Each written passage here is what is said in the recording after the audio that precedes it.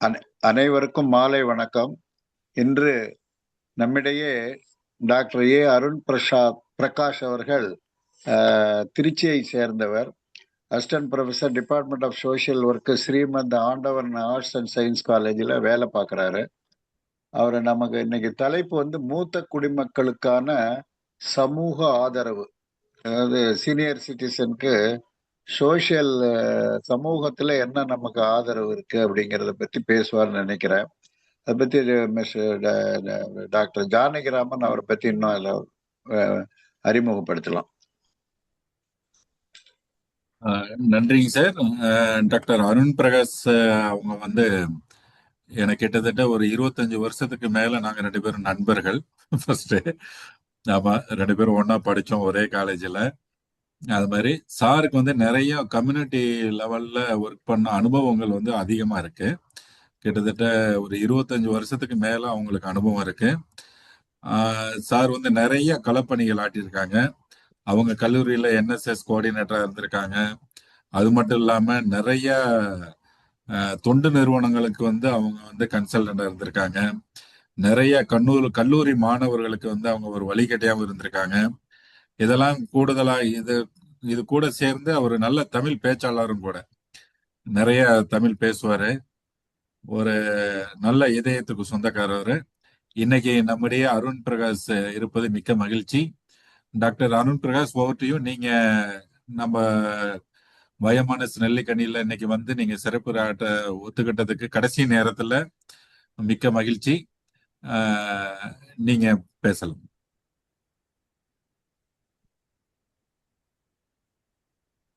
மகிழ்ச்சி. எல்லாருக்கும் மதிய வணக்கம். இந்த நிகழ்ச்சியில வாய்ப்பு கொடுத்தமைக்கு ரொம்ப நன்றி. ரொம்ப நல்ல விஷயம். சார் என்னை பத்தி அறிமுகப்படுத்தும் போது ரொம்ப நல்லா சொன்னாங்க. நாங்க 25 வருஷம் பழக்கம் அப்படின்னு. நல்ல பழக்கம் தாண்டி ஒரு உறவுகளாக வந்துட்டோம். இந்த நிகழ்ச்சியில கொடுத்திருக்க தலைப்பு எனக்கு ரொம்ப பிடிச்சிருந்தது. மூத்த குடிமக்களுக்கான சமூக ஆதரவு, அவங்களுக்கு நம்ம என்ன செய்ய முடியும் அப்படிங்கிறத பார்க்கலாம். அதை பத்தி நான் பேசுறதை விட எனக்கு தெரிஞ்ச விஷயத்த நான் உங்க கூட பகிர்ந்துக்கிறேன். நான் ஏதாவது விட்டுட்டேன்னா கூட நீங்க சொல்லலாம். நான் பேசுறது கேக்குது இல்லைங்களா? கேக்குது. மகிழ்ச்சி, மகிழ்ச்சி. நன்றி. நான் எஜுகேஷன்ல இருக்கிறனால அப்படியே முறையா போய் பழகிட்டோம். நம்ம மூத்த குடிமக்கள் அப்படிங்கிறத யாரு அப்படின்னு நம்ம பார்த்தோம் அப்படின்னா, தமிழ்ல ரொம்ப நல்லா சொல்லுவாங்க. நம்மளுடைய பருவங்களை சொல்லுவாங்க. ஆடவருக்கான பருவங்களோட பெண்களோட பருவத்தை சொல்லும்போது 8 பருவங்கள் சொல்லுவாங்க. பேதை, பதுமை, மங்கை, மடந்தை, அறிவை, தெரிவை, சிற்றிளம்பெண், பேரிளம்பெண் அப்படின்னு சொல்ற மாதிரி, ஆண்களுக்கு சொல்ற மாதிரி பாலிய பருவத்திலிருந்து மூத்த குடிமக்கள் வரைக்கும் கொண்டு வராங்க. இதுல 60 வயசு அதுக்கு மேற்பட்டவங்களை நம்ம மூத்த குடிமக்கள் அப்படின்னு சொல்லிடுவோம்.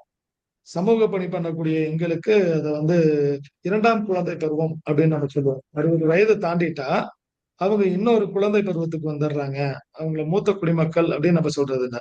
அதனால இந்த மூத்த குடிமக்களை நம்மளுடைய கலந்துரையாடல நம்ம 2ஆம் குழந்தை பருவத்துல இருக்கிறவங்க நம்ம எப்படி பார்த்துக்கிட்டா அவங்களுக்கான சமூக ஆதரவை நம்ம கொடுக்கறதுக்கான முயற்சி பண்ண முடியும் அப்படிங்கிறத நம்ம பார்ப்போம். நான் உங்களுக்கு முன்னாடியே சொன்ன மாதிரி மத்திய அரசுடைய திட்டப்படி அதோடைய வயசு பாத்தீங்க அப்படின்னா 60. மாநில அரசும் 60ன்னு காட்டுது. ஆனா ஒரு சில மாநில அரசுகள், மகாராஷ்டிரா போன்ற மாநில அரசுகள்லாம் 65 வயதை மூத்த குடிமக்களுக்கான வயசா எடுத்துக்கிறாங்க. டெல்லியா இருக்கட்டும், கேரளா, நம்மளுடைய அண்டை மாநிலங்கள், தமிழ்நாடு, இதெல்லாம் 60 அப்படிங்கிறத வச்சிருக்கோம். ஆனா நம்மளுடைய மத்திய அரசு என்ன பண்றாங்க அப்படின்னா, மகாராஷ்டிரா போன்ற அரசுகள் என்ன பண்றாங்கன்னா அதை 65 வயது அப்படிங்கிறத வச்சிருக்காங்க. 60 வயது இருந்தாலே நம்மளால நம்மளுடைய சலுகைகளை பெற முடியும்.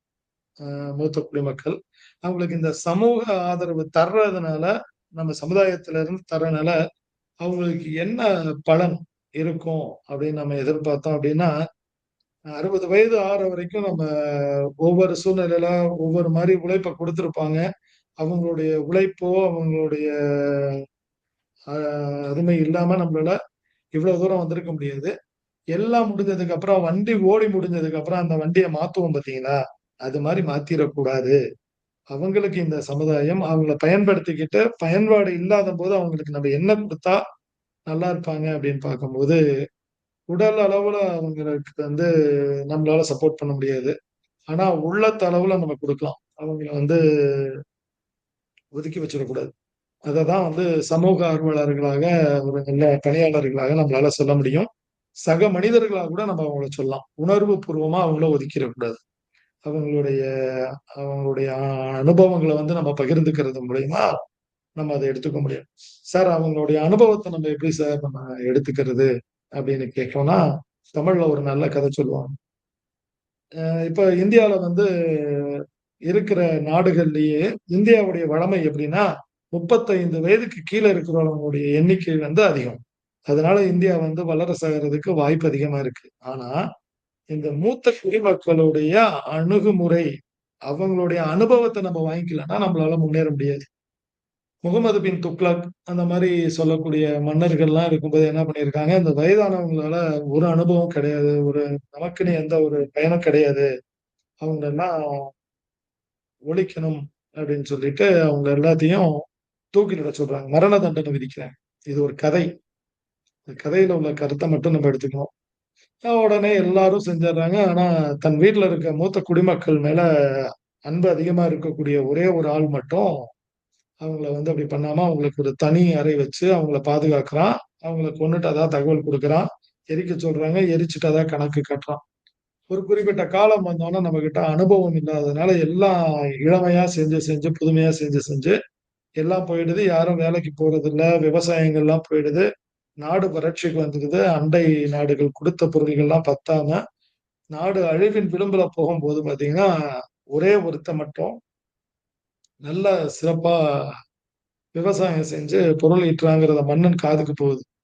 எப்படி அவனுக்கு மட்டும் இந்த வாய்ப்பு கிடைச்சது அப்படின்னு அவன கூட்டிட்டு வந்து வச்சு, அவன என்னன்னு சொல்லி விசாரிக்கும்போது, தன்னுடைய குற்றத்த ஒத்துக்கிறான். ஐயா நீங்க மூத்தவங்க எல்லாம் மரண தண்டனை குடுத்தீங்க. வீட்டிலேயே அவங்கள கருணை கொலை பண்ண சொல்லி அவங்கள வந்து எரிக்க சொன்னீங்க. உங்ககிட்ட நான் பொய் தகவல சொன்னேன். அப்படின்னோனே, அதனால என்ன பலன் அப்படின்னோனே, நாட்டுல வறுமை வந்ததுக்கு அப்புறம் ஒண்ணும் சாப்பிட முடியல. விளைபொருட்கள்லாம் எடுக்க முடியல. நான் போய் என்னுடைய தந்தைகிட்டயும், என்னுடைய பாட்டனார்கிட்டயும் சொன்னோனே, அவங்க சொன்னாங்க, "விவசாய நிலங்களுக்கு பக்கத்துல இருக்கக்கூடிய எலி வலைகள எல்லாம் தோண்டு. விவசாய நிலங்கள்ல இருந்து கடைவீதிக்கு கொண்டு போவாங்கல்ல, அந்த பாதைகள்ல இருக்கக்கூடிய மணல்லாம் அள்ளி கொண்டாந்து சலிச்சீன்னா, உனக்கு விதை போடுறதுக்கான வாய்ப்பு கிடைக்கும்." அப்படின்னோனே, அத நான் முயற்சி பண்ணேன். அதனால என்னால விதை நெற்கள எடுக்க முடிஞ்சது. அத கொண்டு விவசாயம் பண்ணி இன்னைக்கு நான் பண்ணிட்டு இருக்கேன் அப்படின்னு சொல்லும்போது தான், ராஜா இளைஞர்கள் மட்டும் ஒரு நாட்டுக்கு தேவையில்ல. அனுபவம் மிக்க ஒரு முதியவர்களும் நமக்கு தேவைன்னு சொல்லி, இவன் மேல கருணை காட்டி அவன தண்டிக்காம, அவனுக்கு பதிலா அவனுடைய அப்பாவையும், தாத்தாவையும் அந்த அரசவையோட ஆலோசகரா நியமிச்சாங்க அப்படின்னா, அனுபவம் நமக்கு தேவைப்படும் அப்படின்னா, அது அந்த மூத்த குடிமக்கள்ட்ட இருந்து தான் வரும்.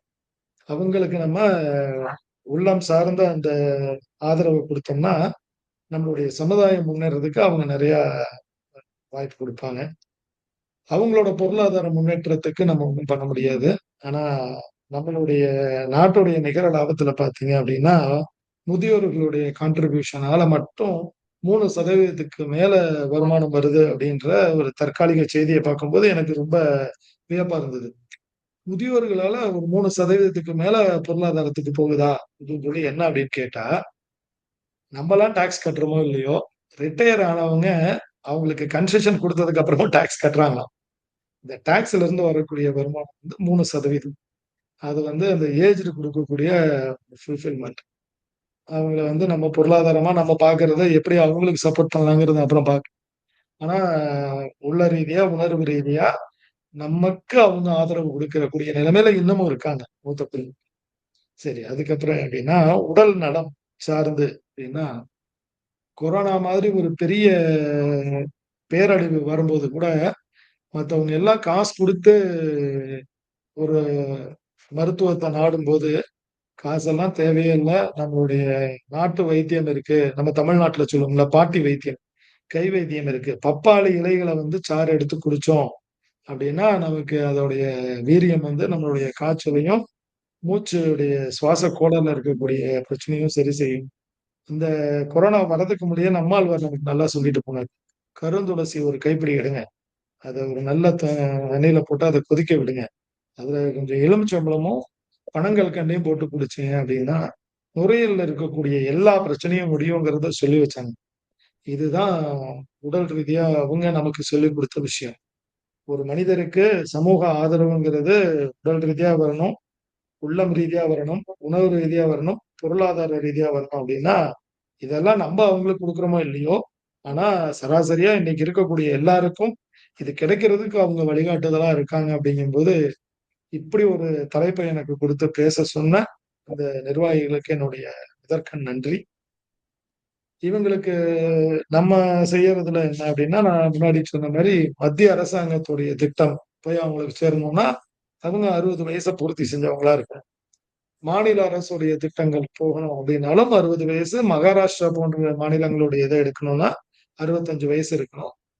சிறப்பு சலுகைகள அவங்க பெறதுக்கு 80 வயசுல அவங்களுக்கு எலிஜிபிளா இருக்கு.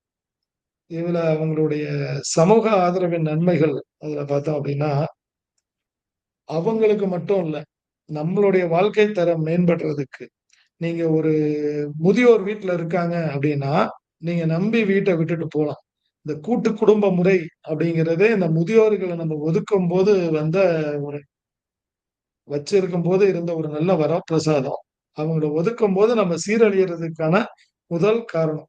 என்னுடைய சமுதாய சீர்கேடுகள் பார்த்தீங்க அப்படின்னா, சின்ன வயசு பசங்க எல்லாருமே சமூக ரீதியா கெட்டுப் போறாங்க. ஒரு புகையிலையா இருக்கட்டும், ஆ அ மது அருந்துறதா இருக்கட்டும், தன்னுடைய வயதுக்கு மீறிய பழக்கவழக்கங்களுக்கு போறதுக்கு முதுமக்களுடைய மூத்த குடிமக்களுடைய தொடர்பு நமக்கு இல்லாம போனதுதான் இந்த சமூக ஆதரவுல நமக்கு சீர்கேடு. நீங்க ஒரு வீட்ல எத்தன மூலையில சிசிடிவி வச்சாலும் பையன் அது தெரியாம ஒரு இடத்துல தப்பு பண்ணிருவான். ஆனா, வீட்ல ஒரு மூத்த குடிமக்கள் இருந்தாங்க அப்படின்னா, இல்ல ஒரு தெருவுல ஒரு மூத்த குடிமக்கள் இருந்தாங்க அப்படின்னா, இந்த தவறுகள் குறையும். நம்மலாம் சிசிடிவி வச்சா வேல மெனக்கெட்டு உட்கார்ந்து அந்த சிசிடிவிய ஓப்பன் பண்ணி பார்த்தா தான் என்ன நடந்ததுங்கிறத நம்ம தெரிஞ்சுக்க முடியும். ஆனா, முதியோர்கள் அப்படிங்கும்போது நம்மள விட அவங்களுக்கெல்லாம் இந்த வயசுலயும் இன்னும் அவங்கலாம் பார்த்தீங்கன்னா, சூரிய நமஸ்காரம் பண்றதுல இருந்து, அவங்களுடைய வேலைகள அவங்களே செஞ்சுக்கிறது, நொறுங்க தின்னு 100 வயது வாழ்பவர்களா இருக்கக்கூடியதுனால, அன்னைக்கு அவங்க சாப்பிட்ட அந்த உணவு முறைகள் நம்மகிட்ட இல்ல. நம்ம உடல் ரீதியாவும், உணர்வுகள் ரீதியாவும் நம்ம குறைஞ்சிருக்கும்போது, வயசான ஒருத்தவங்க வீட்ல இருந்தாங்கன்னா, ஒரு வாரம் கழிச்சு நம்ம ஃப்ரீயா இருக்கிறத பார்த்துட்டு நம்மட்ட குடுப்பாங்க. "ஏன் உன்ட்ட ஒரு 5 நிமிஷம் பேசலாமா?" "சரி சொல்லு பாட்டி" அப்படின்னா, "என்னன்னு தெரியல. நீயும் கிளம்பி வேலைக்கு போயிடுற. வீட்டுக்காரமாவும் வேலைக்கு போயிடுது. உன் பையன தேடி 4 பேர் வராங்கப்பா. வந்துட்டு போனாங்கன்னா, அவன் கூட போயிட்டு உள்ள வந்தான்னா, ஏதோ பீடி பிடிப்பானாட்டுருக்கு. வாடை வருது. அது என்னன்னு கொஞ்சம் பாரு" அப்படின்னாங்கன்னா, அப்பதான் நம்ம யோசிப்போம். ஓ! அந்த குடும்பத்து மேல அக்கறை காட்டல. உன் பொண்ணு என்னன்னு தெரியல. நீங்க இருக்கிற வரைக்கும் அவ ஃபோன கையில எடுக்க மாட்டேங்கிறா.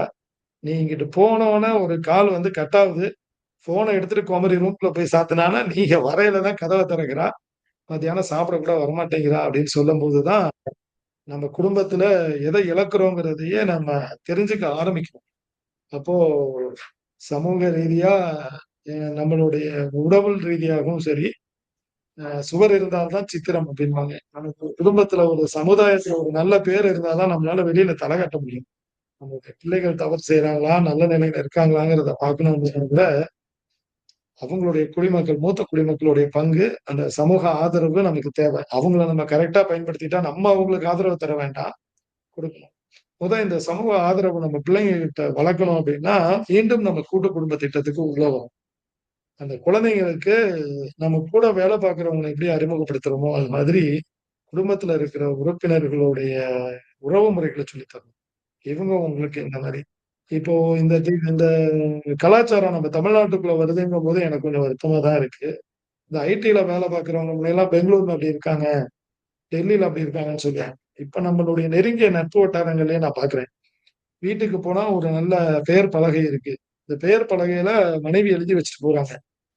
சமைச்சு வச்சுட்டேன். சாதம் குக்கர்ல அரிசி எல்லாம் போட்டு தண்ணி ஊத்தி வச்சுட்டேன். குக்கருக்கு நெட்டு போட்டு கேஸ்ல வச்சீங்கன்னாக்கா 3 விசில் ஆஃப் பண்ணீங்கன்னா சாப்பாடு ரெடி. புளிக்குழம்பு இருக்கு. தேவைன்னா சூடு பண்ணிக்கீங்க. இவரு எல்லாம் சாப்பிட்டுட்டு மீதிய இங்க வச்சிருக்கேன். நீ அத பயன்படுத்திக்கன்னு எழுதி வச்சுட்டு போற காலகட்டம் ஆயிடுச்சு. இந்த ஒரு சிஸ்டம் இருக்கக்கூடாது. யாராவது ஒருத்தர் வேலைக்கு போகணும். ஒருத்தர் குடும்பத்த பார்த்துக்கணும். இல்ல 2 பேரும் வேலைக்கு போறாங்கன்னா, அந்த வீட்ல கட்டாயமா மூத்த குடிமக்கள் அந்த உறவுகள சொல்லி தந்து பேணி பாதுகாக்கிறதுக்கு அவங்க தயாரா இருக்கணும். அவங்களுடைய கட்டுப்பாட்டுல இருந்தா மட்டும்தான் நம்மளுடைய குடும்பத்தை நம்மளால பாதுகாக்க முடியும். அப்போ இந்த சிஸ்டம் எல்லாம் மாறணும். அவங்களுக்கு நம்முடைய உறவு முறைகளை நம்ம குழந்தைகளுக்கு நம்ம சொல்லி வளர்க்கணும். நீ தப்பு செஞ்சா இவங்க கேட்பாங்க. இவங்களுக்கு நீ இந்த மரியாதை கொடுக்கணும். இவங்க இன்ன உறவு. இதை நம்ம சொல்லிக் கொடுத்து வளர்க்கும் போது ரொம்ப நல்லா இருக்கும். சரி, சமூக உறவுகளை பார்த்துட்டோம். உடலுடைய வலிமையும் உள்ளத்தோட வலிமையும் வேணும் அப்படின்னு நம்ம பார்த்தோம். நம்ம இன்னைக்கு ஃபாஸ்ட் ஃபுட், அந்த ஃபாஸ்ட் வேர்ல்ட்ல ஃபாஸ்ட் ஃபுட் எல்லாம் சாப்பிட்டுட்டு, ஜங்க் ஃபுட் எல்லாம் சாப்பிட்டுட்டு ஒரு காலகட்டத்துக்கு மேல போயிட்டு நம்ம திரும்ப டாக்டர்கிட்ட போய் கேட்டுட்டு அதுக்கப்புறம் அவங்க நமக்கு சொல்லித் தராங்க. நீ 8 போட்டு நட. வீட்டுல இல்ல தெருவுல 8 போட்டுட்டு வாக்கிங் போனீங்கன்னா இத்தனை ரவுண்ட் அடிச்சுன்னா உங்களுக்கு இந்த விஷயம் நல்லா இருக்கும். தனிமையான இடத்துல உட்கார்ந்து மூச்சுக்களை நல்லா இழுத்து வாங்கி பாருங்க. அதுக்கப்புறம் சாப்பிடுறதுக்கு முன்னாடி கொஞ்சமா தண்ணி எடுத்துக்கங்க. சாப்பிட்டு முடிக்கிற வரைக்கும் தண்ணி எடுக்காம இருந்தீங்கன்னா உங்களுடைய உடல் உங்க பேச்ச கேட்கும் அப்படின்லாம் சொல்லி தராங்க. இத அவங்க வீட்டுல இருக்கிற பெரியவங்க என்ன செய்யறாங்கன்னு பாத்தீங்கன்னாலே நமக்கு தெரியும். கரெக்டா அவங்க எல்லாம் யோகா செஞ்சிருப்பாங்க. அந்த அவங்க கிட்ட இருந்து வரக்கூடிய விஷயத்த நம்ம பார்க்கறது இல்ல. இன்னொன்னு இப்பதான் நம்ம டெக்னிக்கலா மெஷின்ஸ் கொண்டு வந்துட்டோம். இன்னமும் நீங்க கிராமத்துக்கெல்லாம் வந்தீங்கன்னா அந்த மெஷின்லாம் நம்ம ஜெனரேஷன் தான் யூஸ் பண்றாங்க. அவங்க வந்து குழம்பு வைக்கிறதா இருக்கட்டும், குழம்புக்கு பொருட்கள தயார் செய்றதா இருக்கட்டும், மசாலா வகைகள தயார் செய்றதா இருக்கட்டும், இதெல்லாம் அம்மி ஆட்டுக்கல்ல வச்சு செய்யும்போது, அதுவே ஒரு வகையான உடற்பயிற்சி ஆயிடுது.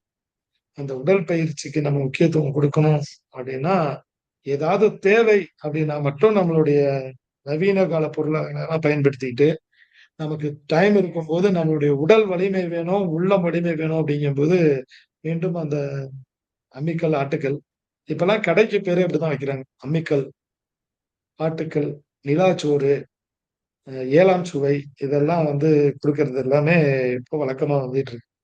இந்த உடல் ரீதி, உணர்வு ரீதியா வரணும் அப்படின்னா, அவங்க சொல்லக்கூடிய அவங்க வழிகாட்டுன அந்த இயற்கை மருத்துவத்துக்கு போயிரணும். யோகா நம்ம செய்ய ஆரம்பிக்கணும். சூரிய நமஸ்காரம் இதெல்லாம் அப்படியே நம்ம பண்ணிட்டு வந்தோம்னா, நம்மளுடைய உடலும், மனமும் நல்லா இருக்கும். சார், இதனால குடும்ப உறவுகள் மேம்படுமா அப்படின்னு கேட்டா, நிச்சயம் மேம்படும். எப்படி அப்படின்னா, நம்ம பேசுறத ஒருத்தர் கேட்க இருந்தா தான் நமக்கு தான் அந்த பகிர்வு இருக்கும். பேசுறத நம்ம கேட்கவே இல்ல. அவங்க சொல்றதுக்கு நம்ம முக்கியத்துவம் குடுக்கல. நம்ம குழந்தைங்க சொல்றத மட்டும் கேட்கிறோம்னா, இதுல சொல்லி பயன் இல்லன்னு என்னைக்கு அவங்க ஒதுங்க ஆரம்பிக்கிறாங்களோ, அன்னைக்கு வந்து நம்மளுடைய குடும்ப உறவுகள் மேம்படுறதுல இருந்து நம்ம விட்டு விலகுறோம்.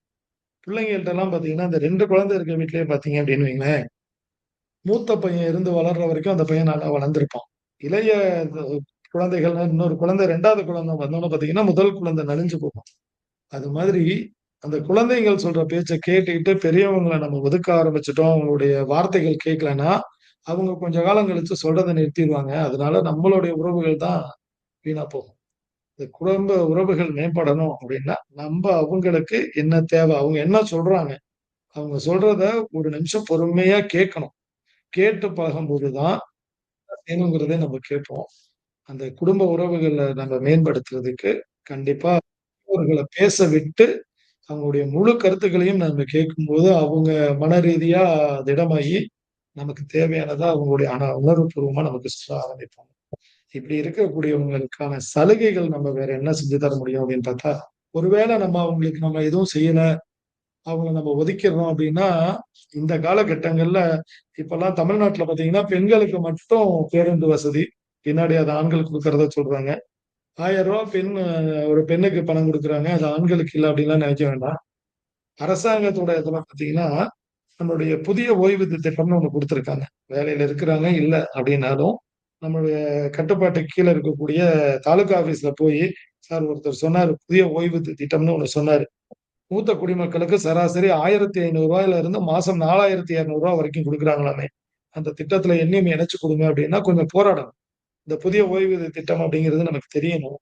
இப்ப இந்த பட்ஜெட்ல என்ன சொல்லியிருக்காங்க அப்படின்னு பார்த்தீங்கன்னா, 2026ல மூத்த குடிமக்களுக்கான ஓய்வூதியம் பார்த்தீங்க அப்படின்னா, பார்த்துக்கிறதுக்கு ஆள் இல்ல அப்படின்னா, மாதம் ரூ. 9,000 குடுக்குறாங்க. இப்போ இது நடைமுறைக்கு வந்திருக்கு. இந்த ஓய்வூதிய திட்டத்த அவங்களுக்கு நம்ம எடுத்து சொல்லலாம். நம்ம வீட்ல இருக்கிறவங்கள நம்ம நல்லா கண்டிப்பா பார்த்துக்குவோம். நம்மள மாதிரி பார்த்துக்காதவங்க, பக்கத்துல இருக்கவங்க யாராவது அப்படி கஷ்டப்படுறாங்க அப்படின்னு தெரிஞ்சா, இன்னைக்கு பணம் அன்னைக்குன்னு இல்ல, இன்னைக்கும் சரி, பணம் பத்தும் செய்யும். பணம் இருந்தா எல்லாருமே நல்லா உறவுகள வச்சு மேம்படுத்துவாங்க. உறவுகள் இல்லாம ஒரு மூத்த குடிமக்கள் கஷ்டப்படுறாங்க அப்படின்னா, நம்முடைய 2026 புதிய ஓய்வூதிய திட்டத்தை சொன்னீங்கன்னா, மூத்த குடிமக்கள் ஒவ்வொருத்தருக்கும் 9,000 ரூபாய் பென்ஷன் தர்றதுக்கு அரசாங்கம் ரெடி. அந்த திட்டம் என்னங்கிறத புதிய ஓய்வூதிய திட்டம்ங்கிறத நம்ம சொல்லி, அவங்களுக்கு நம்ம நல்லா வழிகாட்டினோம்னா போதும். இத தாண்டி பார்த்தீங்க அப்படின்னா, 4 திட்டங்கள் இருக்கு நம்மகிட்ட. இந்திரா காந்தி தேசிய மூத்த குடிமக்கள் ஓய்வூதிய திட்டம்னு சொல்லுவாங்க. இது மத்திய அரசு குடுக்கக்கூடிய ஓய்வூதிய திட்டம். இதுல பார்த்தீங்க அப்படின்னா, இதுல அதிக பணம் இருக்காது. சராசரி ஒரு 200ல இருந்து ரூ. 500 வரைக்கும் கிடைக்கும். சராசரின்னு நம்ம சொல்றோம். ஆனா அந்த 200ல இருந்து ரூ. 500 கிடைச்சதுன்னா, அவங்களுக்கு ஒரு மருந்து, இல்ல தேவையின் அடிப்படையில ஏதாவது ஒரு காஃபி குடிக்க இந்த மாரி இதுக்கு அவங்களுக்கு பயன்படலாம். ஆயுஷ்மான் பாரத் அப்படிங்கிற திட்டம் பார்த்தீங்கன்னா, அந்த முத்ரா மாரி தான். இது 2மே அவங்களுக்கான ஹெல்த் ஸ்கீம வந்து நம்ம மேம்படுத்துறதுக்கு நம்ம வழிகாட்டலாம். இந்த 2 ஓய்வூதிய திட்டத்தையும் எடுத்து குடுத்துட்டீங்க அப்படின்னா. வயோவந்தனா யோஜனான்னு ஒரு திட்டம் இருக்கு. இதெல்லாம் மத்திய அரசாங்க திட்டம். அதனால நமக்கு அந்த பேர்கள் வந்து நமக்கு கொஞ்சம் கஷ்டமா இருக்கும்.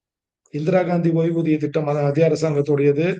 அது மாரி ஆயுஷ்மான் பாரத் வந்து மத்திய அரசோடது. முத்ரா சிஸ்டம் வந்து ஸ்கீம் வந்து நம்முடைய மத்திய அரசாங்கம் எடுது. வயோவந்தனா யோஜனா இதெல்லாம் வயது மூத்த குடிமக்கள், வயது முதிர்ந்தோருக்கு கொடுக்கக்கூடிய ஓய்வூதிய திட்டம்.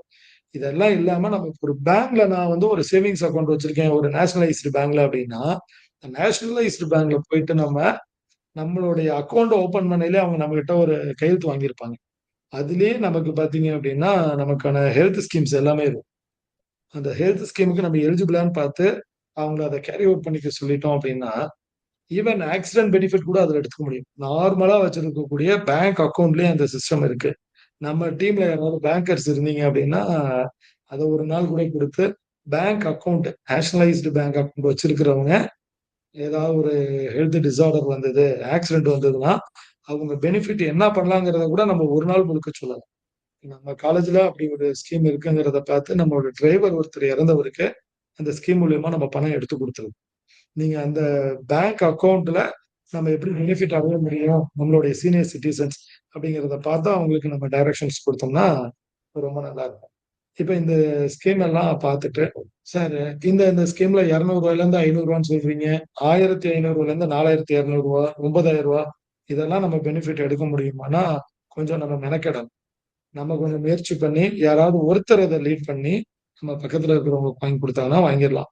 ஓஏபின்னு ஒரு ஸ்கீம் வந்திருந்தது. அந்த ஸ்கீம் இப்ப தமிழ்நாட்டுல கொஞ்சம் பேன் பண்ணியிருக்காங்க. என்ன அப்டின்னா, நான் ஒரு என்ஜிஓவோட அட்வைசரா இருக்கும்போது, தொட்டியத்துல பார்த்தீங்கன்னா, தொட்டியம் பிளாக்ல திடீர்னு நம்மளோட இதுல இருந்து ஆர்டர் குடுத்துட்டாங்க. இந்த ஊர்ல வந்து இத்தன விதவைகள் இருக்காங்க. இத்தன முதியோர்கள் இருக்காங்க. அது என்னன்னு பாருங்க. அப்ப அவங்களுக்கு ஏதாவது நம்ம ஒரு ஸ்கீம் குடுக்கலாம். சொல்லிட்டு நம்மளுடைய மத்திய அரசாங்கத்துல இருந்து ஒரு கடிதம் குடுத்துட்டு, நான் வந்து இப்போ தொட்டியம் பிளாக்குக்கு கோர்ட் மூலியமா அப்பாயிண்ட் ஆயிருக்கக்கூடிய ஒரு பேராலீகல் வாலண்டியர் கவுன்சிலிங் குடுக்கறதுக்காக போறேன். குடும்ப நல பிரச்சனைகள் எல்லாம் தீர்க்கறதுக்கு வாரம் சனிக்கிழமை போறேன். அத வந்து நம்ம ஜட்ஜ் கூப்பிட்டு என்ட்ட குடுத்தாரு. சார் இது என்னன்னு பாருங்க அப்டின்னோனே, வாங்கிட்டு ஃபீல்டுக்கு போய் பார்த்தா, நம்ம ஆளுங்க எல்லாம் என்ன பண்ணியிருக்காங்க, கிராமத்துல இருக்கிறவங்க விஓவ தான் த்ரூ பண்றாரு.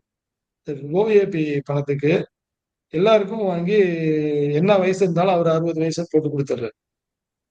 ஹஸ்பண்ட் உயிரோட இருக்கையிலே அவங்கலாம் இளம் விதவைகள், கணவனால் கைவிடப்பட்டோர் அப்படின்னு கையெழுத்து போட்டு குடுத்துர்றாங்க. அவரு ஒரு ரூ. 500 வாங்கிட்டு இவங்களுக்கு கையெழுத்து போட்டு குடுக்குறாரு. மாசம் ரூ. 1,500 பணம். இது வந்து நம்ம செய்யக்கூடிய ஒரு சின்ன தவறு. எதுவரைக்கும் ஒரு மத்திய அரசுடைய பாலிசில டெசிஷன் மேக்கிங்ல போய் அது இடிக்குது. தமிழ்நாட்டுல பர்ட்டிகுலரா திருச்சியில இருக்கக்கூடிய ஒரு பிளாக்ல இளம் விதவைகள் அதிகம். அவங்களுக்கு ஏதாவது ஒரு ஸ்கீம் கொண்டு வாங்க. இவ்வளவு பணம் நம்ம அங்க குடுக்குறோம். அந்த ஊர்ல மூத்த குடிமக்கள் அதிகம். வீட்டுக்கு 2 பேர் இருக்காங்க.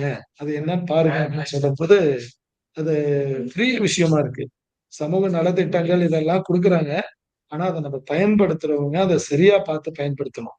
அப்படி இல்ல அப்படின்னா, நம்ம குடுக்கக்கூடிய தவறான தகவல், அந்த திட்டத்த வந்து அந்த பகுதியில பார்த்தீங்கன்னா, இப்ப நிறுத்தி வச்சு ஒரு 2 வருஷம் ஆகப்போகுது. யாராவது ஒருத்தர் தவறான ஒரு தகவல குடுத்த ஒரு சிலரால, உண்மையிலேயே அந்த திட்டம் யாருக்கு போய் சேரணுமோ, அவங்களுக்கு கிடைக்காம கஷ்டப்படுறாங்க. இது ரிவ்யூ ஆகி உள்ள வரணும். அப்படிலாம் இல்லாம நம்ம இத கொண்டு வரணும் அப்படின்னு நம்ம பார்க்கணும். இதை தாண்டி நம்ம குடுக்குற அந்த ஒரு கேர் அண்ட் சப்போர்ட், ஆதரவு இத தாண்டி அவங்களுக்கு தேவை அப்படின்னா, நம்ம மூத்த குடிமக்கள் போய் யார அணுகலாம் அப்படின்னா, அரசாங்கத்துல ஒரு 3 துறைகள் இருக்கு. குடும்ப நலத்துறை இருக்கு, சமூக நலத்துறை இருக்கு. இது இல்லாம தனியாவே மூத்த குடிமக்களுக்கான நலத்துறைன்னு ஒண்ணு வச்சிருக்காங்க. இப்போ இந்த ஸ்பெஷல் ஸ்கீம்ஸ் எல்லாம் இம்ப்ளிமெண்ட் பண்றதுக்கு இப்ப இருக்கக்கூடிய தமிழக அரசு ஒரு அமைச்சகத்தை உருவாக்கி இருக்காங்க. அதுக்கு கீழே வரக்கூடியதுதான் அந்த மூத்த குடிமக்களுக்கான நல வாரியம், நல அமைப்பு அந்த மாதிரி இருக்கும். அதை தாண்டி ஒவ்வொரு மாவட்டத்துல இருக்கக்கூடிய சமூக நலத்துறையில போய் நம்ம பார்க்கலாம். நலத்துறை மற்றும் குடும்ப நலத்துறைன்னு ஒண்ணு இருக்கு. இத 3யும் நம்ம போய் பார்த்தோம் அப்படின்னா, நம்மளுடைய தேவைகள், மத்திய அரசுடைய சலுகைகளோ, இல்ல மாநில அரசுடைய சலுகைகளோ நம்ம வாங்குறதுக்கும், பயன்படுத்துறதுக்கும், அதுல இருந்து பயன் அடையறதுக்கும் அவங்க வாய்ப்புகளை நமக்கு ஏற்படுத்தி கொடுப்பாங்க. நல்ல வழிகாட்டுதலை கொடுப்பாங்க. இதை தாண்டிட்டோம் அப்படின்னா, தொண்டு நிறுவனங்கள், இந்த அரசாங்கம் தாண்டி வந்தீங்க அப்படின்னா தொண்டு நிறுவனங்கள் இருக்கு. அல்ஜிமார்ஸ் அப்படின்னா ஒரு அசோசியேஷன் வச்சிருக்காங்க.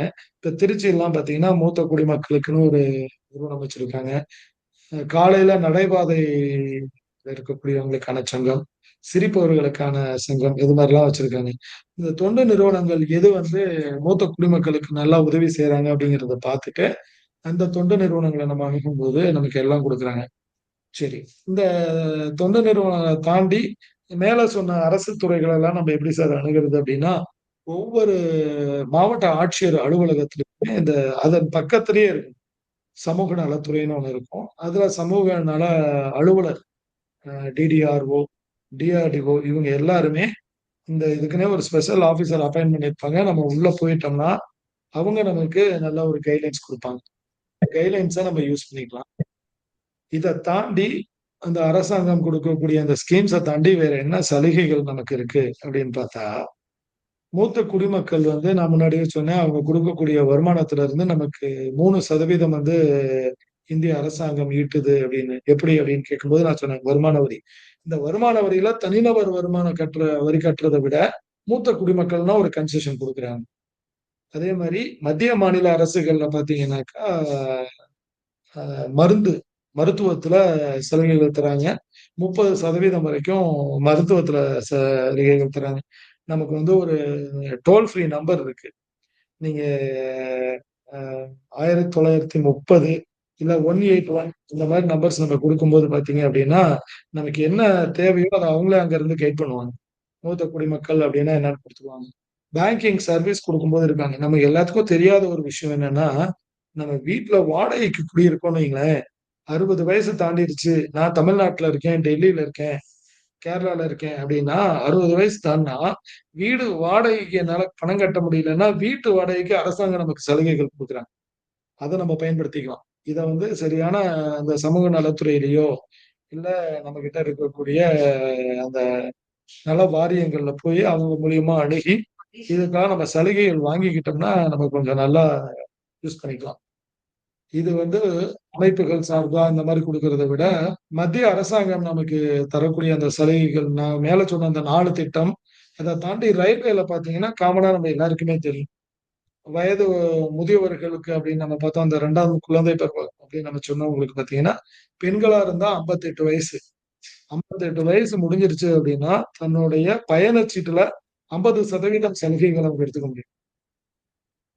ஆண்களா இருந்தாங்க அப்படின்னா 60 வயசு முடிஞ்சிருக்கணும். 60 வயசு முடிஞ்சா 40% நம்மளுடைய ரயில்வேல நம்ம கன்செஷன் வாங்கிக்கலாம். அதுக்கு நம்மளுடைய ஆதார் கார்டை நம்ம கொண்டு போகணும். நம்ம 60 வயசு தாண்டிட்டோங்கிறத ப்ரூஃப் பண்ணி சர்டிஃபிகேட் கொடுத்து வாங்கிட்டு அதை கவுண்டர்ல கொடுத்தோம் அப்படின்னா நம்ம இந்த இதை வச்சுக்கலாம். மாநில அரசுல பாத்தீங்க அப்படின்னா தன்னுடைய பயண போக்குவரத்து எல்லாத்துலயுமே ஆண்கள் பெண்கள் எல்லாருக்குமே 60 வயசுக்கு மேல வந்துருச்சுன்னா பயணத்துல 50% பயணச்சீட்டுல நம்ம சலுகைகள் வாங்கிக்கலாம்.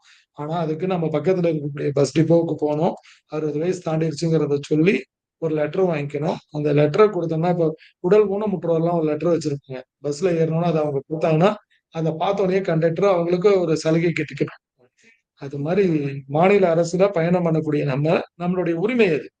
நம்ம இதை கொடுத்து பக்கத்துல இருக்க பஸ் டிப்போல கொடுத்து நம்ம 60 வயசு ஆயிடுச்சு, நான் இந்த சலுகையை வாங்குறதுக்கு நான் எலிஜிபிள் அப்படிங்கறத நம்ம கேட்டு அவங்ககிட்ட இருந்து அதை வாங்கி. இப்போ இதுல நம்ம நிறைய தவிர்த்துறதுனால அப்படின்னு விட்டுறதுனால நிறைய நமக்கு ஸ்கீம்ஸ் இது. இப்ப நம்ம சொன்ன ஸ்கீமே நான் நான் போகக்கூடிய நிறுவனங்கள்ல நான் கலந்துரையாடுறவங்கல்ல என் அப்பா அம்மா வயசானவங்கிறதுனால அவங்களுக்காக நான் செய்யக்கூடிய செயல்களை எல்லாம் இன்னைக்கு ஒரு விஷயமா நான் சொல்லியிருக்கேனே தவிர இதை தாண்டி நிறைய விஷயங்கள் இருக்கு. நம்ம ஒவ்வொருத்தருடைய அணுகுமுறையிலையும் அனுபவத்திலையும் அதை பார்த்தோம் அப்படின்னா நம்ம பெரிய விஷயங்களை கொண்டு வந்துக்கலாம்.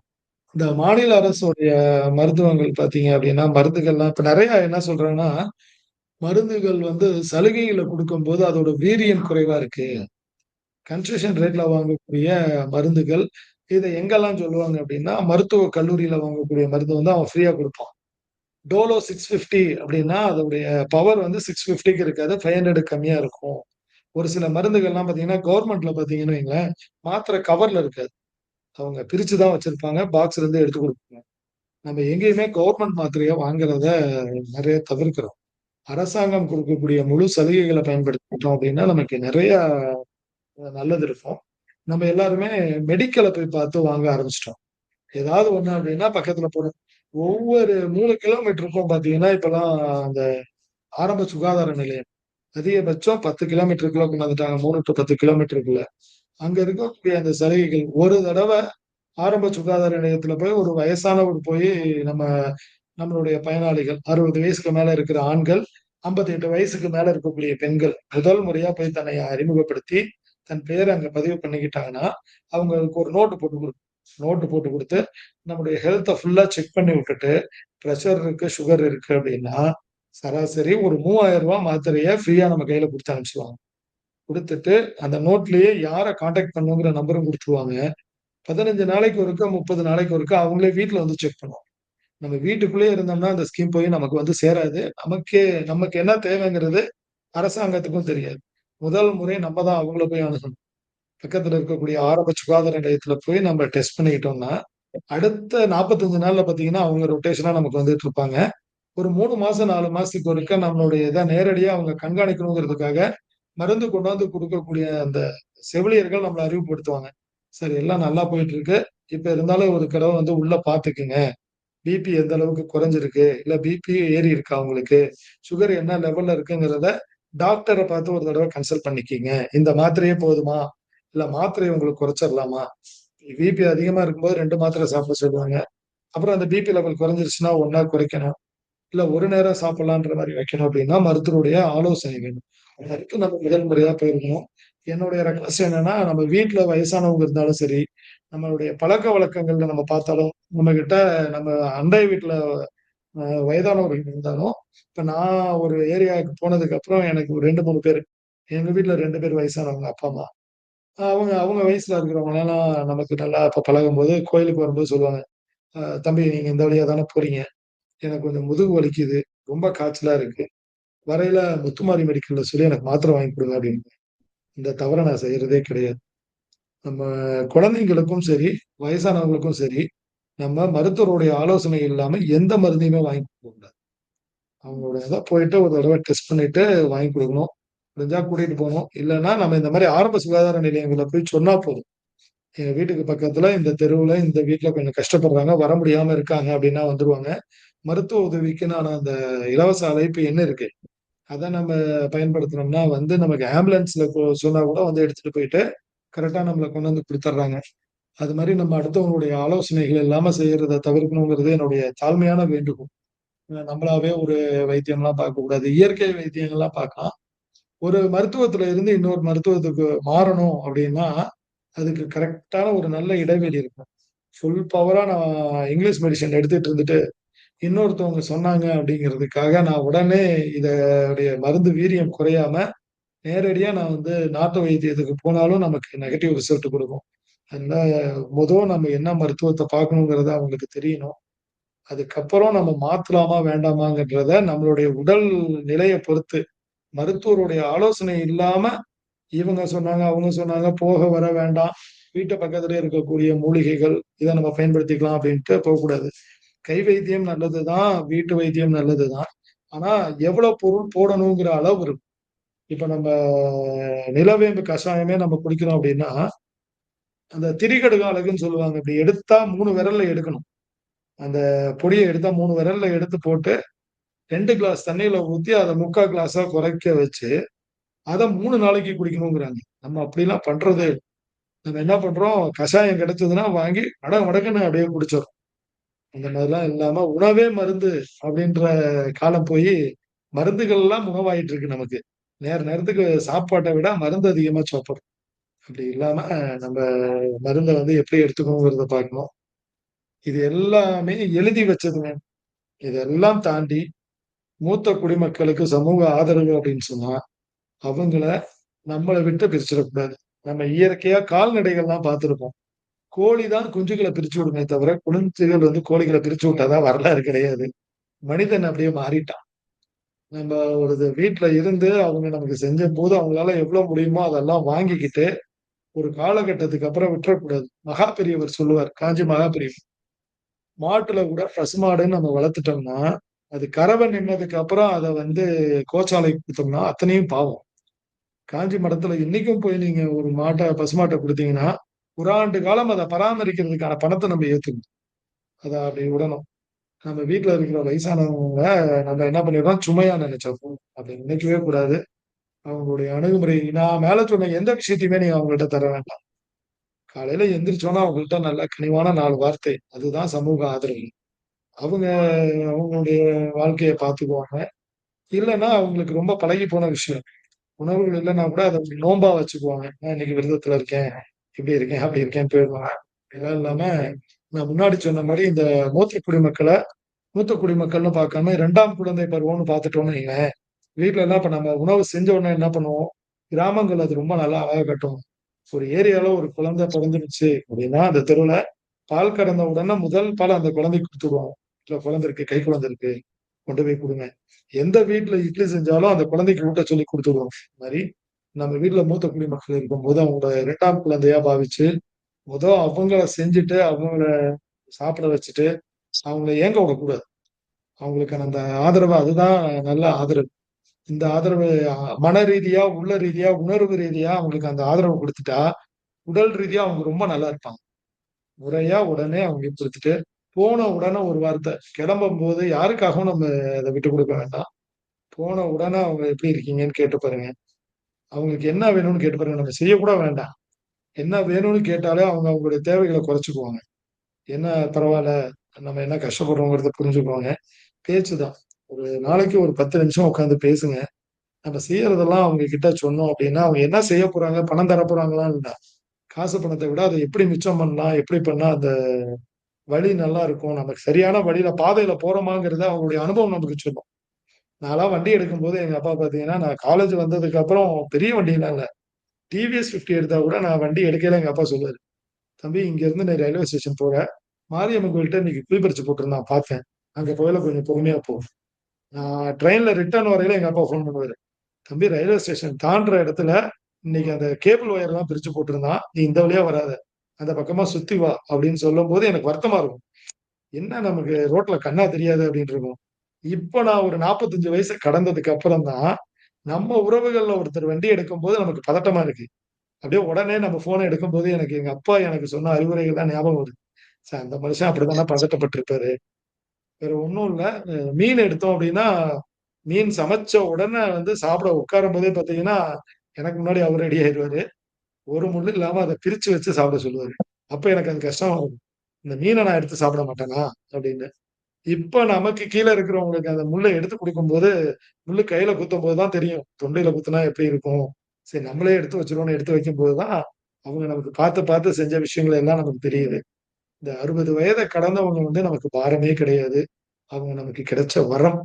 அவங்க வந்து ஒவ்வொருத்தரையும் நம்ம எவ்வளவு பாதுகாக்கிறோமோ அவங்களை எந்த அளவுக்கு நம்ம பயன்படுத்திக்கிறோமோ அந்த அளவுக்கு நம்ம சமுதாயத்துல மேம்படுவோம். அவங்கள முறையா பயன்படுத்திக்க தெரியணும் நமக்கு.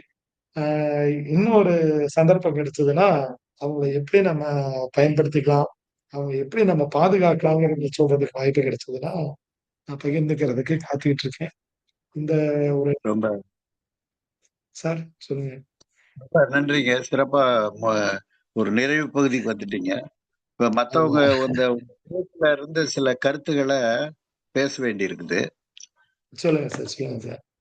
அதனால இப்ப முதல்ல வந்து இந்த முதியோர் உதவித்தொகை பத்தி சொன்னதுல எங்களுக்கு ஒரு சின்ன கருத்து. தொட்டியம் பத்தி சொன்னீங்க சொல்லுங்க. இல்லையா?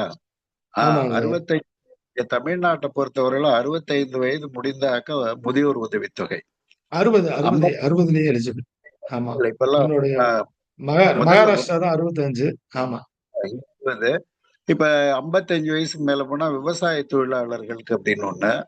விதவைகளுக்கு வயது வரம்பே இல்ல. ஆமா. விதவைகள் இளம் விதவையா இருந்தாலும் முதிர் விதவையா இருந்தாலும் ஒரே வயது கிடையாது அவங்களுக்கு. அப்புறம் கணவனால் கைவிடப்பட்ட பெண்களுக்கு ஒன்றும் வயது கிடையாது. திருமணமாகி டெஸ்டிடியூட் 7 விமன், வருஷம் டெஸ்டிடியூட் விமன். 7 வருஷம் ஆன பின்னால அவங்க மறுபடியும் சேர்றதுக்கு வாய்ப்பு இல்லைன்னா தான் அவங்களுக்கு உதவித்தொகை. அப்புறம் மாற்றுத்திறனாளிகளுக்கு மருத்துவ குழு இருக்கு. மாவட்ட ஆட்சித்தலைவர் தலைமையில அந்த டாக்டர் சர்டிபிகேட் எல்லாம் வச்சு எத்தனை பர்சன்டேஜ் இருக்கு அப்படிங்கிறதுக்கு தவிர இந்த மாதிரி நீங்க ஒரு 9,000 சொன்னதுல வந்து எங்களுக்கு என்னன்னு தெரியல. 1,500 இருக்கு. சார், அது 2026ல இப்பதான் நமக்கு பில் பாஸ் ஆயிருக்கு. அந்த ஆஹ் ஸ்கீம் வந்து இன்னும் எலிஜிபிலிட்டி எப்படி கொண்டு வந்து கொடுக்க போறாங்கன்னு தெரியல. இல்ல இப்பதான் இது நமக்கு பில் தமிழ்நாடு பாஸ் ஆயிருக்காது. தமிழ்நாடு ஆமா. மத்திய அரசாங்க மத்திய அரசாங்கம். நீங்க மாநில ஆஹ் அரசும் அது எலிஜிபிள் அப்படின்னு சொல்லியிருக்காங்க. உள்ள எப்படி கொண்டு வர போறாங்கன்னு தெரியல. அது வந்து நாங்க ஒரு சின்ன திருத்தம். அது ஈஸி இந்த எம்ப்ளாயீஸ் கான்ட்ரிபியூட்டரி ப்ராவிடன்ட் ஃபண்டுன்னு ஒண்ணு இருக்கு. இஎஸ்ஐ இந்த இதுக்கு மத்திய அரசுல இபிஎஃப், தொழிலாளர் நலத்துறையில இப்ப அந்த இபிஎஃப். இதுலதான் 9,000 வந்து கொள்கை முடிவு எடுக்கணும்னு பேசினதாக தெரியுது. ஆமா. இந்த அத மூத்த அததான் குடிமக்களுக்கான்றது வழிகாட்டுதல் கொடுத்திருக்காங்க. ஆமா, மூத்த குடிமக்களுக்கான்றது எங்களுக்கு ஒரு டவுட் அதுல. அதாவது இல்ல, இல்ல, இல்ல. அந்த வரும், வரும், வரும். தொழிலாளர்களுக்கு ரொம்ப 1,000 ரூபாயில பென்ஷன் இருக்குது. இப்ப கார்பரேஷன்ல இருந்தவங்களுக்கு எல்லாம் 1,000 2,000 எல்லாம் கொடுக்குறாங்க. ரொம்ப குறைஞ்ச தொகை கொடுக்குறாங்க. அத வந்து அது குறைந்தபட்ச ஊதியம் வந்து 9,000 கொடுக்கணும் அப்படின்றது அவங்க வேண்டுகோள். ஆல் இண்டியா லெவல்ல அது அதுவா இருக்குமான்னு ஒரு கிளாரிபிகேஷன் தான் உங்களுக்கு. ஆமா. அந்த 1000 ரூபாங்கிறது வந்து தேசிய அளவுல இருக்கக்கூடிய மூத்த குடிமக்களுக்கான ஓய்வூதிய திட்டம். 1000 ஆமா, ரூபாயில இருந்து 3000 ரூபாய் வரைக்கும் அவங்க இருந்த பொசிஷனை 9,000 பொறுத்து. 9,000 கிடைச்சா நமக்கு சந்தோஷம். அது எல்லாருக்கும் இல்லைன்றது ஒரு உங்களுக்கு எல்லாருக்கும். தகவலுக்காக சொல்றேன். ஆமா, ஆமா, ஆமா, ஆமா. அடு அடுத்தது இப்ப நீங்க சொன்னதுல இப்ப இப்ப அறிவுரைகள், இப்ப மண்பானை சோறு நல்ல உதாரணமா சொன்னீங்க.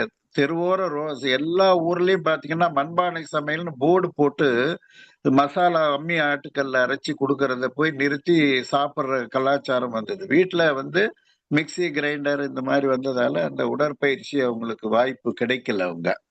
அதனால உறவுகள்கிட்ட வந்து நீங்க சொல்லணும் அறிமுகம்னா, இப்ப அதுக்கெல்லாம் திருமணத்துக்கு போனாலும் எங்க போனாலும் குடும்பத்தோட போறது இல்ல, தனியா போறது. அங்க பிள்ளைகளை கூட்டிட்டு போய் இவர் மாமா, இவர் சித்தப்பா, இவர் அண்ணா, இவர் அக்கா, இவர் அத்தை, இந்த சரி, எல்லாம் உறவுகளுக்கெல்லாம் ஜூம் இப்ப மீட்டிங் ஆயிடுச்சு. எல்லாம் ஆமா. ஜூம் மீட்டிங் ஆயிடுச்சு. அது வந்து அந்த மாதிரி ஒரு பிரச்சனை. உங்களுக்கு ஒரு தகவலுக்காக இதெல்லாம் சொல்றேன். அப்புறம் நம்ம தேசியமயமாக்கப்பட்ட வங்கிகள்ல ஒரு 6 பேங்க் மூலயமா ஆக்சிடென்ட் ரிலீஃப் இப்ப தமிழ்நாடு கவர்மெண்ட் வந்து மெமரண்டம் ஆஃப் அண்டர்ஸ்டாண்டிங் ஒப்பந்தம் ஆயிருக்குங்க. Yes, sir. நேஷனலைஸ்ட் பேங்க்ல அந்த அரசு ஊழியர்கள் இறந்து போனா 1 கோடி வரையில் அவங்களுக்கு கொடுக்கறது, மற்ற சலுகைகள், அந்த பிள்ளைகளை படிப்பு இதெல்லாம் வந்து இருக்கு இப்ப. அதனால தேசியமயமாக்க நம்ம மிஸ்டர் ஜம்புநாதன் இங்க இருக்காரு நம்ம இதுல பேங்க்ல இருந்து ஒரு பணி நிறைவு பெற்றவர். அதனால பேங்க்ல இப்ப லேட்டஸ்டா தமிழ்நாடு கவர்மெண்ட் வந்து ஒரு 6 நேஷனலைஸ் பேங்கோட டை அப் பண்ணிருக்காங்க அரசு ஊழியர்களுக்காக. அது ஒரு புது ரயில் பயண சலுகை இல்லவே இல்லைங்க. அதாவது ரயில் பயணம் இல்லைங்க. இல்லைங்க, உடல் ஊனமுற்றோர் மாற்றுத்திறனாளிகளுக்கு மட்டும்தான் பாஸ். அவங்களுக்கு தனி பெட்டி, ஒரு ஒரு பெட்டியில ஒரு பாதி பெட்டியை கொடுத்து அவங்கள வந்து பிசிக்கலி ஹேண்டிகேப்டுக்கு வந்து பாஸ் இருக்குது. அவங்களுக்கு தனி பெட்டியில ஒரு பாதி வச்சிருக்காங்க. டிசேபிள்டு வேன்னு சொல்றது.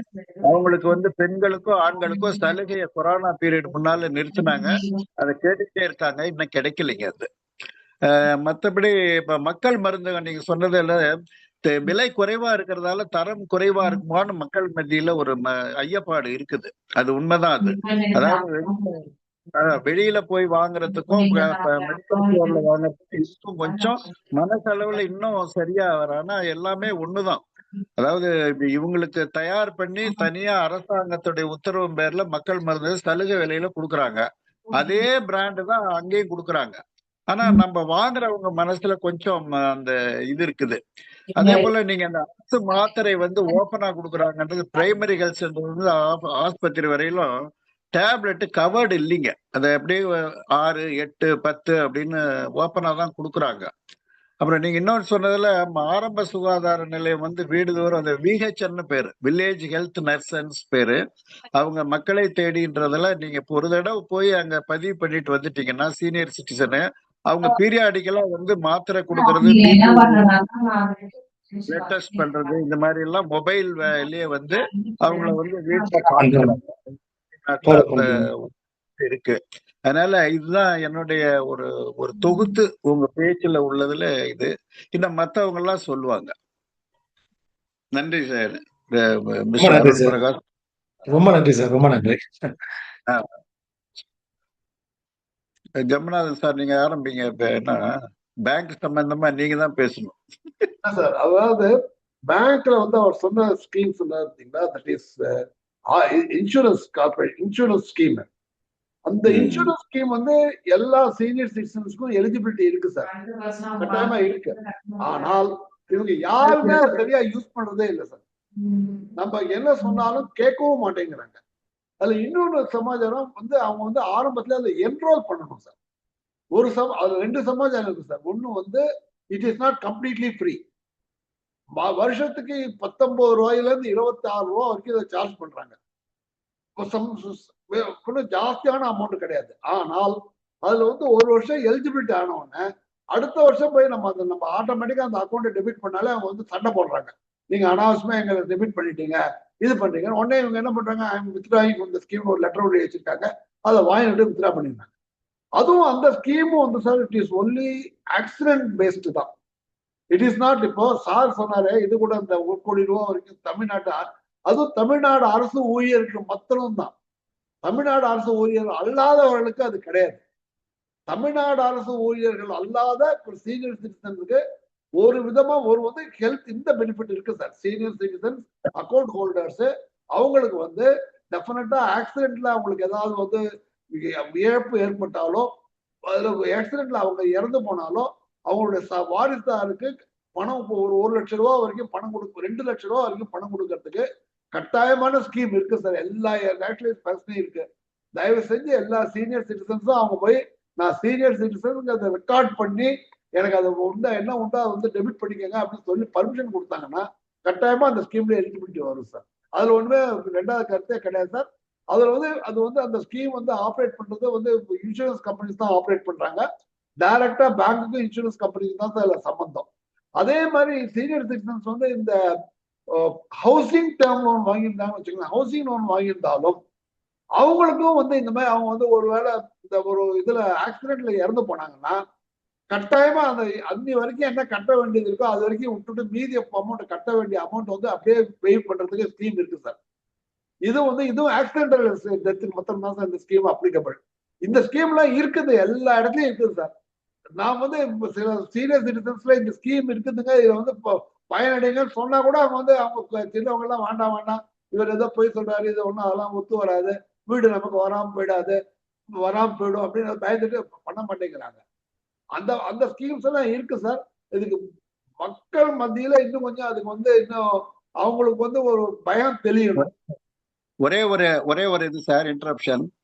இப்ப ஏற்கனவே பேங்க்ல இப்ப பென்ஷனர் எல்லாம் இருக்காங்க, ஃபேமிலி பென்ஷனர் இருக்காங்க, அவங்க போய் இந்த ஸ்கீம்ல என்ரோல் பண்ண முடியுமா அப்படிங்கிறது? கட்டாயமா பண்ணலாம் சார், கட்டாயமா பண்ணலாம். ஏற்கனவே நமக்கு வந்து தமிழ்நாடு கவர்மெண்ட் வேற பிரைவேட் இன்சூரன்ஸ் எல்லாம் பண்ணிட்டு இருக்கிறாங்க அவங்கவுங்க. அல்ல நீங்க சொல்ற ஸ்கீம் அது வந்து ஒரு ஹெல்த் இன்சூரன்ஸ் ஸ்கீம். நான் சொல்றது வந்து ஒரு ஆக்சிடென்டல் டெத்.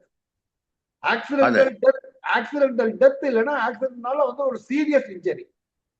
அப்ப கேஒய்சி ஃபில் பண்ணி கொடுக்கணும். ஆமா, கேஒய்சி ஃபில் பண்ணி கொடுத்து என்ன இந்த ஸ்கீம்ல என்ரோல் பண்ணுங்க, அதுக்கு உண்டான அமௌண்ட், ஆமா எனக்கு அதுக்கு உண்டான அமௌண்ட் டெபிட் பண்ணுங்க அக்கௌண்ட்ல அப்படிங்கிறது போட்டிருக்காங்க. ஆமா, அது விளம்பரமே போட்டிருக்காங்க. எஸ், அதை இன்சிஸ்ட் பண்ணாங்கன்னா நடக்கும் சார், அது கட்டாயமா நடக்கும் சார், நடக்கும். அது ரைட் சார், தேங்க்ஸ் சார். வேற அடுத்தவங்க பேசுறேன் சார். அடுத்தது யாராவது பேசு, மைக் ஆன் பண்ணிட்டு பேசுங்க சார். என்ன இப்ப டைம், இப்ப நீங்க என்ன 10 நிமிஷம் இருக்கு, நீங்க பேசணும்ல. இப்ப சண்முகம் இருக்காரு, அழகிரி, இப்ப நிறைய இருக்காங்க, நேரு, ஆறுமுகம், இது மாதிரி கலாவதி, நாராயணன் சாரு, நடராஜன், விஜயா இருக்காங்க. இது மாதிரி மணிமேகலை, ரேணுகா, நாராயணன் சார், அந்த மாதிரி ராஜேஸ்வரியா, சார் ரேணுகா, வணக்கம் சார். ஆ வணக்கம் சார், கலாவதி பேசுறேன் சார். பேசுங்கம்மா. சார் சார் வந்து டாக்டர் சார் நான் நல்ல விளக்கமா எல்லாம் சொன்னாரு.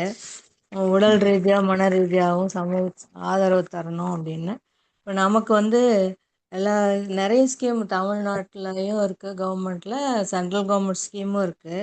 அதனால அதில் நம்ம வந்து ஹெல்த்தை பொறுத்த வரைக்கும் இந்த அவர் சொன்ன மாதிரி இதில் ஆரம்ப சுகாதார நிலையத்துலேயும் போய் நம்ம பதிவு பண்ணி மருந்து மாத்திரை வாங்கிக்கலாம், பிபிக்கும் இதுக்கும்.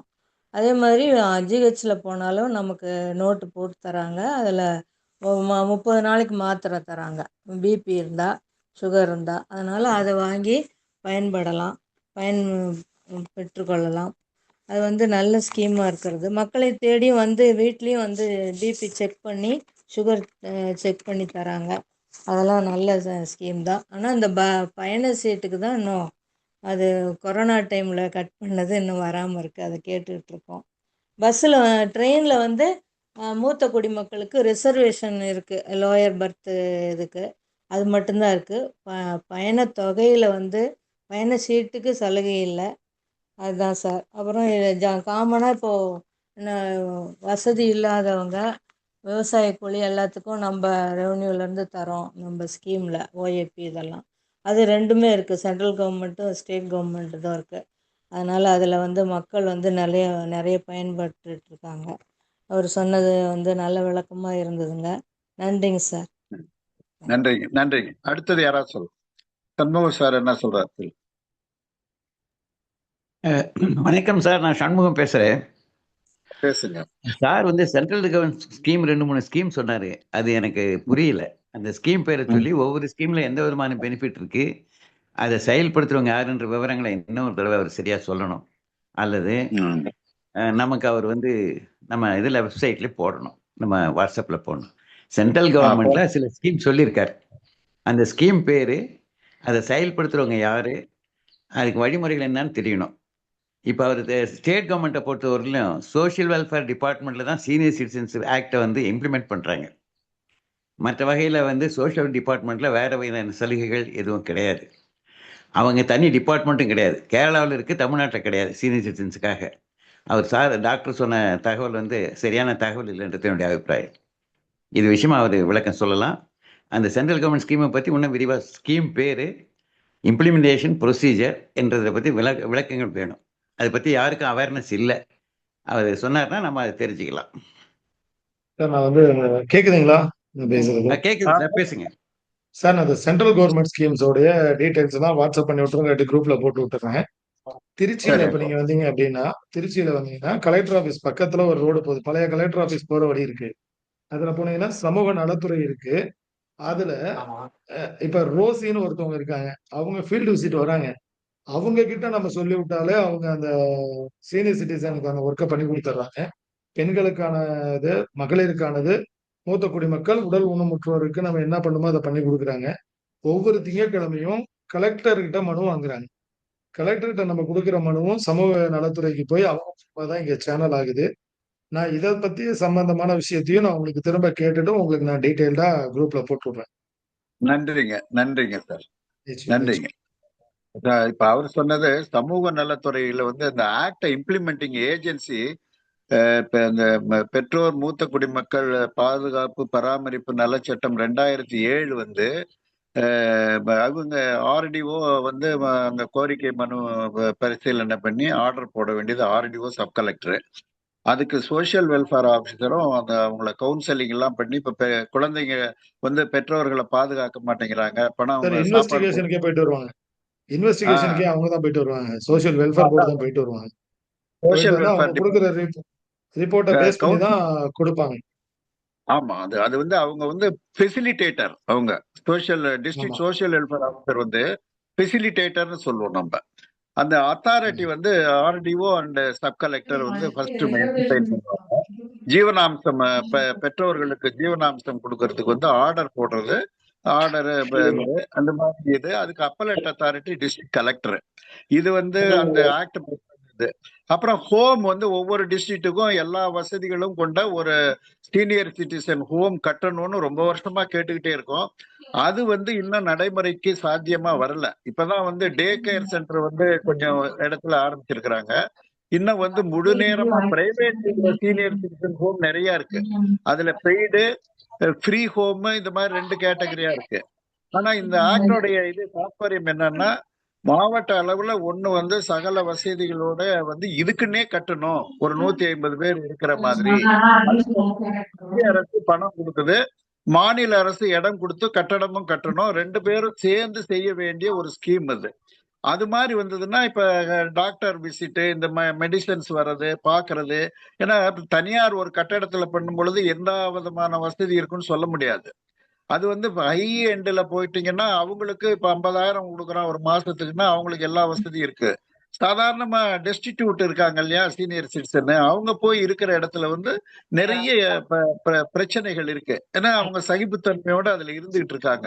இதுதான் அந்த ஆக்டோடைய சார் சண்முகம் சார் சொன்னது. வேற யாராவது இருந்தாலும் சொல்லுங்க. ஒரே ஒரு நிமிஷம். இந்த நிறைய ஒரே ஒரு பாயிண்ட்.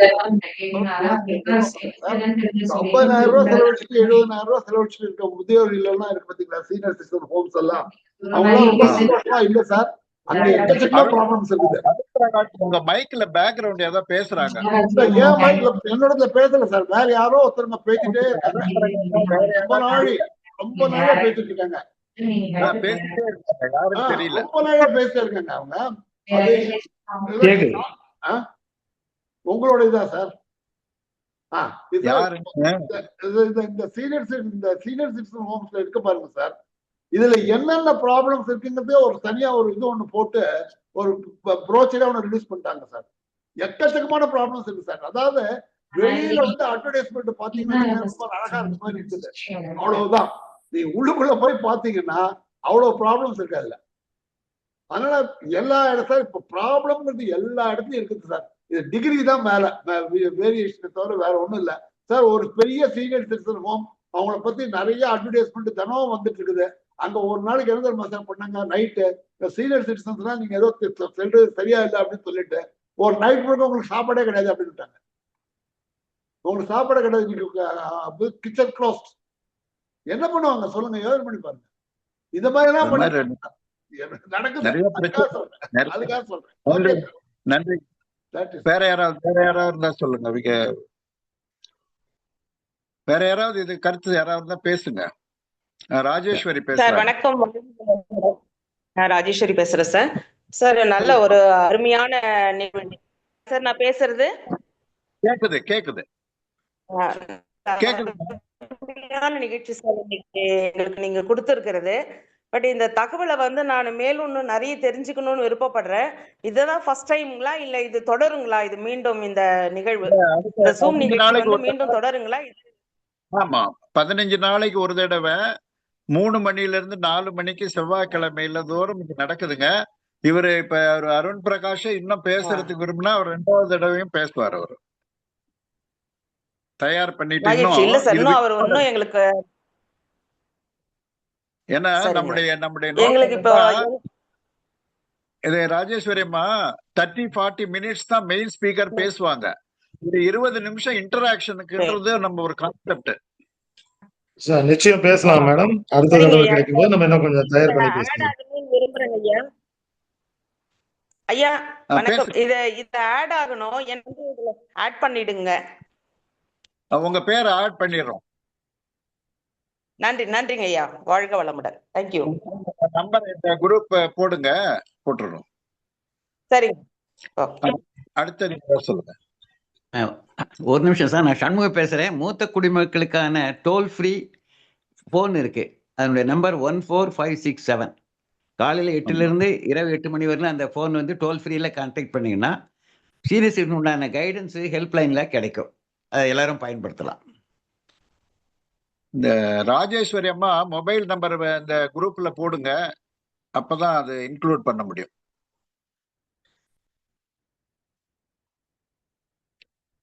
நெக்ஸ்ட் யார் பேசுங்க.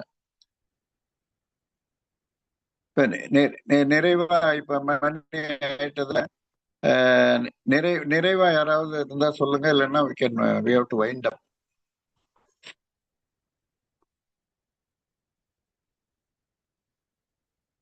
ராஜேஸ்வரி 86 68 86 68 106 433. சார் அவங்க எந்த ஊர்ல இருக்காங்க சார்? ஆற்காடு. ஆற்காடுங்களா? சரி, ஆமாங்கய்யா. சரி. நம்ம டாக்டர் விஜயலட்சுமி அம்மா அவங்க தான் எனக்கு இன்னைக்கு ஒரு இது கொடுத்தாங்க, லிங்க் கொடுத்தாங்க. அது மூலியமா தாங்க. நன்றிம்மா. நன்றிங்கய்யா, நன்றிங்கய்யா. யாரும் இப்ப பேசுறதுக்கு விரும்பலன்னா நம்ம 4 மணி ஆயிடுச்சு.